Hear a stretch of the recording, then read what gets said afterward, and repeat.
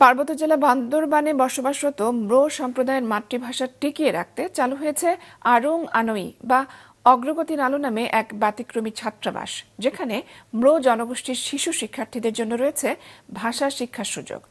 বান্দরবান প্রতিনিধি কৌশিক দাসের পাঠানো তথ্য ছবি নিয়ে ডেস্ক রিপোর্ট।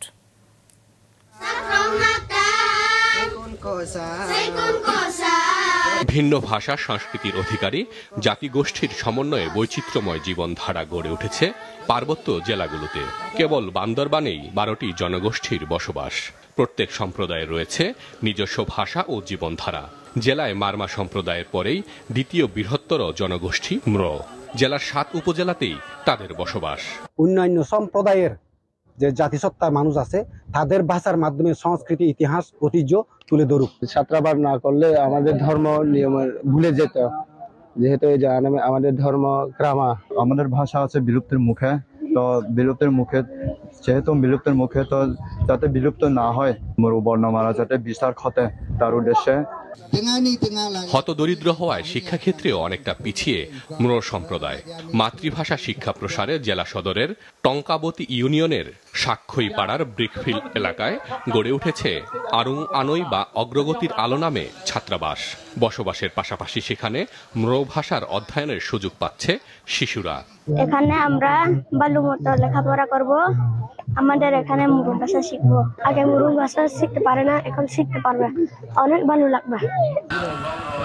ম্রো ভাষা সংরক্ষণ এবং জাতিসত্তা টিকিয়ে রাখার লক্ষ্যে 40 শতক জমির উপর ব্যক্তি উদ্যোগে নির্মিত ছাত্রাবাসটির উদ্বোধন করা হয় গত মাসে। জমি দান করেছেন 309 নম্বর দক্ষিণ হাঙ্গর মৌজার হেডম্যান পারিং মো। ম্রো ভাষা যে আমাদের নিজস্ব ভাষা আছে, ওই ভাষা যাতে হারিয়ে না যায়, এটা মূল উদ্দেশ্য। আমরা এই হোস্টেল মাধ্যমে আমরা এখান থেকে অনেক ছাত্রছাত্রীরা এই শিক্ষা দীক্ষা অর্জন করে দেশ বিদেশের ওখানে লেখাপড়া করবে। এই ছাত্রাবাসে শিশু থেকে 8ম শ্রেণী পর্যন্ত শিক্ষার্থীদের জন্য রয়েছে আবাসনের ব্যবস্থা। প্রতিদিন সকালে 2 ঘন্টা এবং সন্ধ্যায় 1 ঘন্টা ম্রো ভাষা প্রশিক্ষণ দেয়া হয়। এখন পর্যন্ত ভর্তি হয়েছে 70 শিক্ষার্থী। বাংলা, ইংরেজি পড়তে গিয়ে এখন ম্রোনের নিচের মাতৃভাষা প্রায় হারিয়ে যাচ্ছে। তো এটাকে কেন্দ্র করে আমরা কিন্তু একটা মাতৃভাষা আবাসিক চালু করতে যাচ্ছি। এরকম ছাত্রাবাস অনেক বেশি আরো হওয়া দরকার আছে, সউদ্যোগে করছে। এখনো কাঁচা ঘর আছেন, বাসের ঘর।